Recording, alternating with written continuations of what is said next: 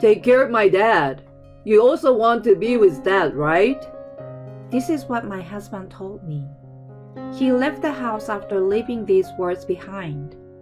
I'm Isabel, 35 years old, and I'm a housewife. I have been married to my husband Lynn, who is 8 years older than me, for 10 years. We don't have any children.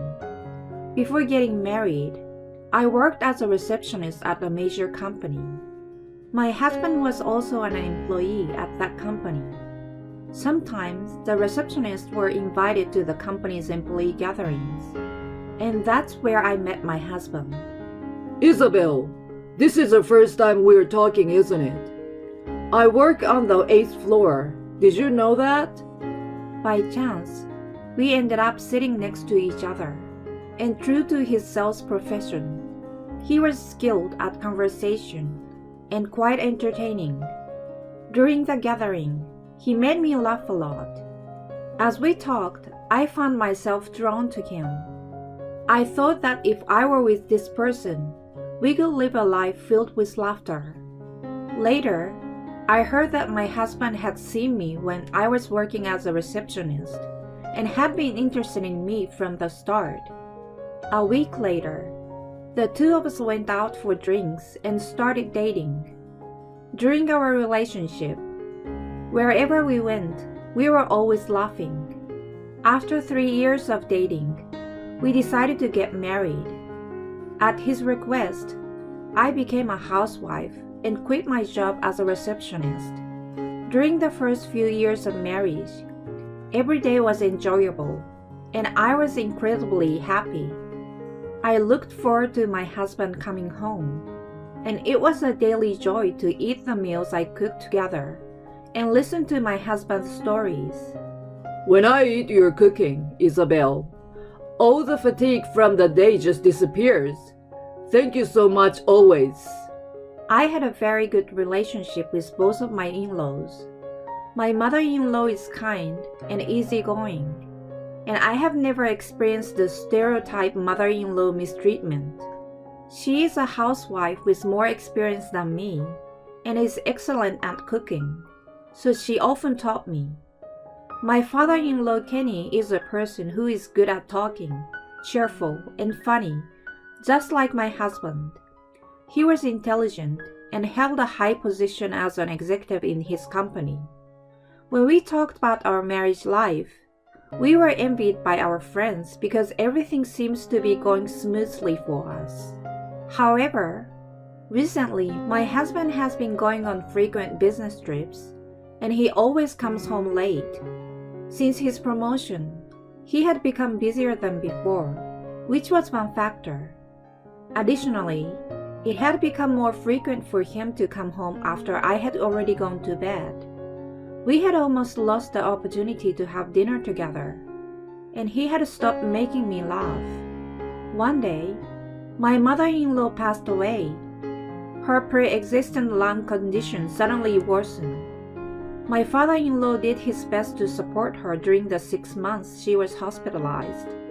The two of them had a very close relationship. In the late hours on the day of the funeral, I saw my usually cheerful father-in-law silently crying in front of the mother-in-law's photo, and I couldn't stop my tears. Since my mother-in-law passed away, my father-in-law lost his energy. He was retired and living alone, so I worried about him, and I made it a habit to call him occasionally. I repeatedly told my husband that we should go visit him on our days off, but he declined, saying he was too busy.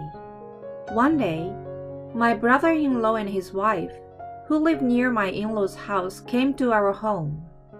I haven't told my brother about this until now, but something is off with Dad. I initially thought it was just because he hasn't been the same since Mom passed away, but his forgetfulness has become unusually severe. When I went to the hospital yesterday, he was diagnosed with dementia and certified as requiring care. Since we were worried about him living alone, we are considering living together with Dad. However, we both work, so we can't be with him 24/7. I wonder if there is any way you could help us occasionally? I couldn't believe what my brother-in-law was saying. I knew that my father-in-law wasn't feeling well, but I had never realized that he had dementia just from our phone conversations. As I was about to offer my help, my husband spoke up first. No, we're going to live with Dad. Don't worry about it. I'm the oldest son. Isabel is a housewife, so she can with him all the time. I will help too. Let's take care of Dad together. Isabel, is that okay with you? I was caught off guard by how quickly the conversation had escalated, so I hadn't quite organized my thoughts yet. I have never had experience with caregiving. While I might be able to help occasionally, I wondered if I would be able to be there constantly by his side. I had many concerns, but deep down, I had prepared myself for the possibility that one day, as the wife of the oldest son, such a day would come. Above all, I wanted to be of assistance to my father-in-law, who had taken care of me all this time. So I made the decision to live together. I will be fine. After all, I have received a lot of help from Kenny all this time. After giving that response, a few weeks later, my father-in-law started living with us. I apologize for any inconvenience. If I ever say something foolish, feel free to get angry at me. That's what my father-in-law said to us. We made the decision to live together, but caregiving turned out to be more challenging than we had imagined. My husband is rarely home, leaving me alone with my father-in-law. His symptoms are still mild, and he recognizes us properly.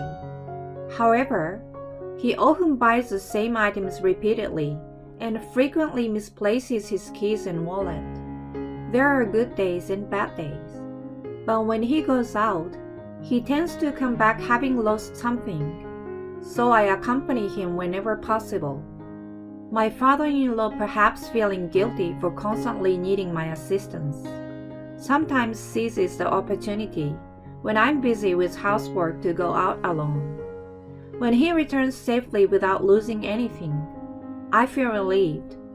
However, when we went shopping together yesterday, he bought eggs again, not realizing that he had already bought them before. After that, for the following 3 days, he went out alone, and each time he bought eggs again. It made me realize that from now on, I absolutely had to accompany him. My husband comes home late every day, often after my father-in-law has already gone to bed. Since we started living together, his business trips have increased even more. He doesn't ask about my father-in-law's well-being or engage in conversation. I have many stories about my father-in-law that I want my husband to listen to. But whenever I try to talk to him about it, when he comes home, he always makes excuses like being tired and doesn't listen at all. The fact that he doesn't even listen to me was quite stressful for me. Even when he is occasionally off and at home, he doesn't make much effort to interact with my father-in-law. There are even times when he ignores my father-in-law when he tries to start a conversation. One day, while I was hanging up the laundry, Dad has gone out. Despite my expressed desire not to let him go out alone, my husband casually informed me, without any intention of helping. He had no intention of assisting me at all, and I was dumbfounded. One day, my husband, who was always late getting home, came home in the evening. I had been feeling stressed by my husband, but I was happy that he came home early. However, when he returned, I suddenly need to go on a long-term business trip starting from tomorrow, so I have to prepare. He began packing his belongings into a large suitcase. Where are you going on a business trip? How long will you be gone? My father-in-law asked, but my husband didn't answer and continued with his preparations. Judging by the amount of luggage, it seemed like he would be away for more than a week, possibly even traveling abroad. While he was getting ready, my father-in-law fell asleep. As I was washing the dishes, my husband finished his preparation, came out of the shower, and sat at the dining table. Once you're done, Isabel, come and sit as well. I was called by my husband. He might be absent for a while starting from tomorrow, but I was somewhat happy at the thought of being able to have a leisurely conversation with my husband after a long time. However, my husband started saying something unbelievable. I want a divorce. I've been having an affair. The other person also had a spouse, but they finally broke up. So let's separate too. I'm going to marry that woman. Starting tomorrow, it won't be a business trip. We'll go on a trip to celebrate our separation. I thought it was a bad joke when I saw him continue to talk nonchalantly and unintelligibly. Huh? You were joking, right? Stop it. This isn't like you. It's not funny, I said. And then, No, I wouldn't joke about something like this. I've fallen in love with someone other than you. Please sign this and send it back to me. and my husband continued in a detached manner and handed me a divorce papers. Once I realized it wasn't a joke, I became flustered. Since when had he been having an affair? My husband has a busy job, often coming home late and going on frequent business trips. I never questioned it at all. Perhaps all those reasons were just lies to meet his affair partner. I felt angry at myself for not noticing anything at all. During the time I was taking care of his dad, he might have been enjoying himself with his affair partner. With that thought, tears started flowing. Don't joke around. I can't just forgive something like that. What about Kenny? I shouted at my husband while crying. I will still rely on you to take care of that. Dad loves you more than me, right? You seem happy when you're with Dad, don't you? Even if I'm not here, you won't be lonely with Dad around, right? I will at least provide the minimum living expenses. I'm asking you. My husband completely ignored all of my emotions and said with a refreshed expression, Wouldn't you be fine with your father-in-law around? I will provide the living expenses. Did he think that saying would make me agree? I was so enraged that I couldn't control myself. Please stop saying stupid things. If I divorce you, Kenny won't need family anymore, right? I have no obligation to take care of him. My husband suggested that we take care of his father, but he never lifted a finger to help and left everything to me. I do love my father-in-law, of course. However, caregiving felt like a daily battle. I kept crying and screaming at my husband, remembering the difficult days we went through. Don't you dare joke about it. You have no idea about the difficulties of caregiving. Seeing me upset, my husband said, Calm down. It's already decided, so crying won't change anything. We can't talk in this state. Let's discuss it again tomorrow. And with that, he went to the bedroom. I kept shouting at my husband as he headed towards the bedroom, but he didn't even look back. It had been years since I cried this much. Even after my husband was gone, I continued to cry for a while. I realized I had cried myself to exhaustion and ended up falling asleep on the sofa. When I woke up, it was 5 in the morning. By then, my husband was no longer in the house. On the dining table, there was a divorce document and a note. Please sign it and send it. Take care of Dad. Thank you for everything. Goodbye. That was written on the note. I couldn't understand the meaning, and I cried out again. Then, my father-in-law woke up and was surprised to see me crying. Isabel, what's wrong? What happened? Please take a look at this. I showed the note and divorce papers to my father-in-law and told him everything that happened last night. As he listened, my father-in-law also shed tears. He loved my mother-in-law deeply. He had never even considered the thought of infidelity. And there was a time when my father-in-law and I talked about how we couldn't forgive someone who cheats while watching a drama.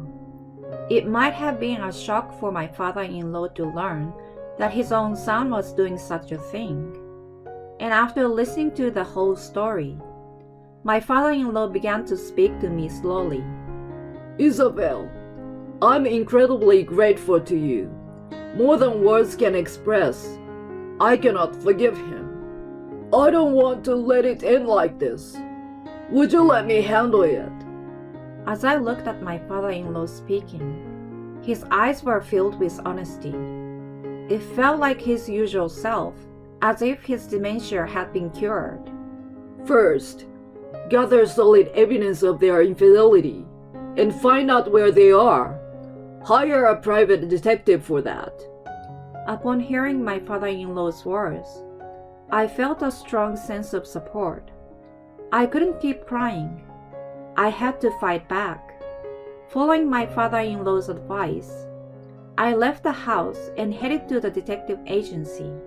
I'm not sure how many days they will be on their trip, but they should be back soon as they have work commitments, I informed the detective. A few days later, I received a call from the detective.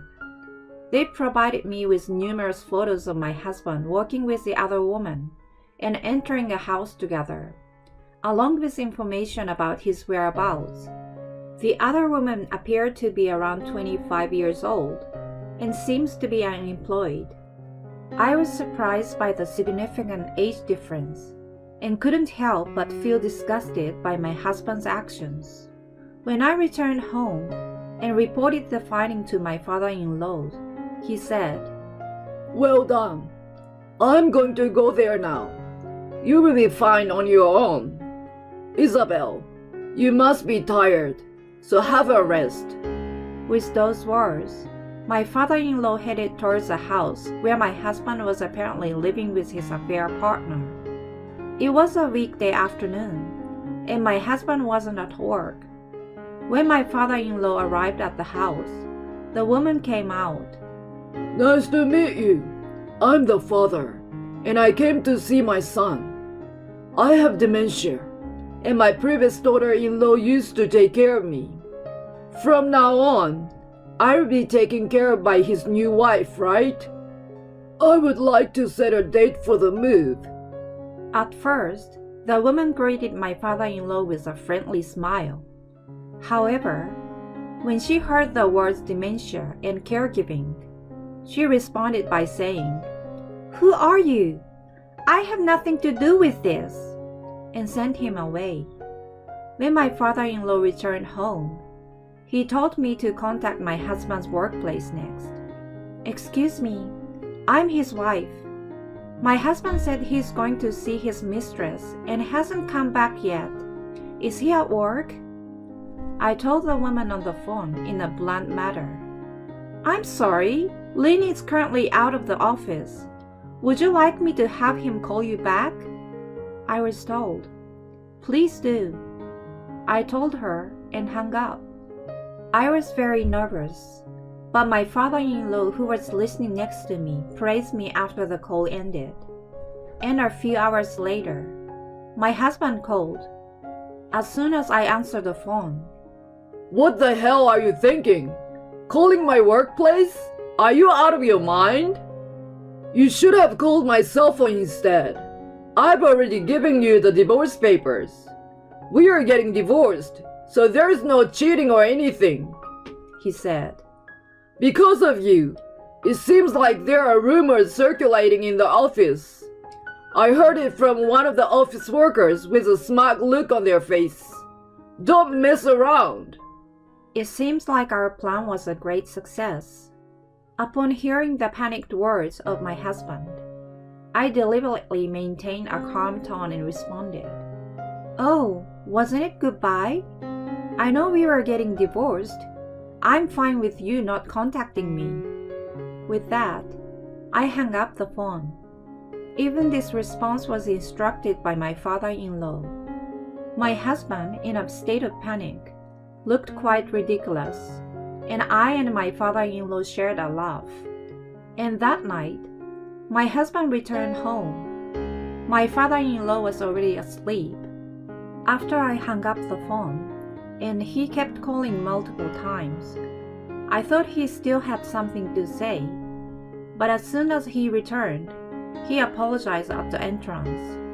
I made a regrettable mistake in a moment of confusion. You haven't filed for divorce, right? Please stay with me after all. Please continue to take care of me from now on. Thank you.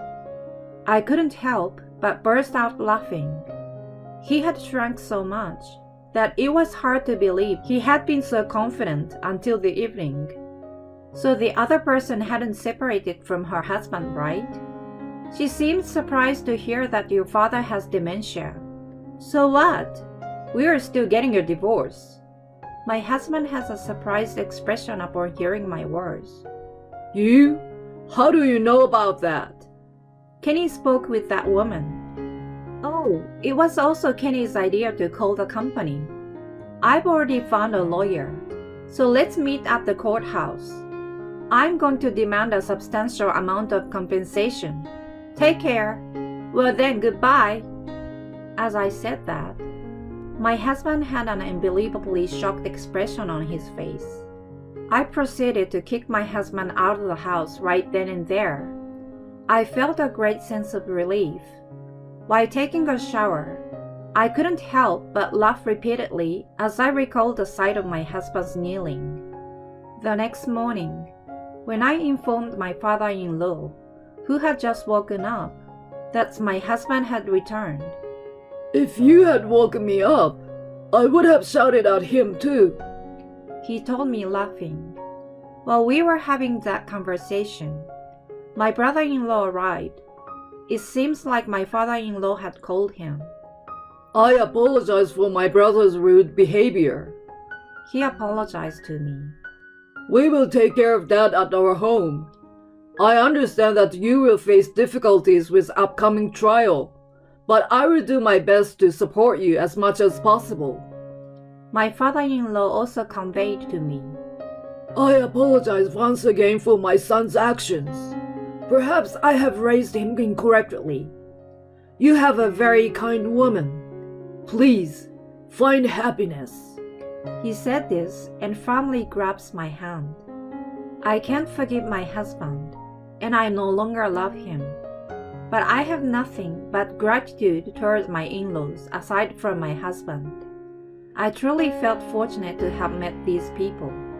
Subsequently, the trial took place, and the photos obtained by the detective became decisive evidence, allowing me to successfully claim compensation.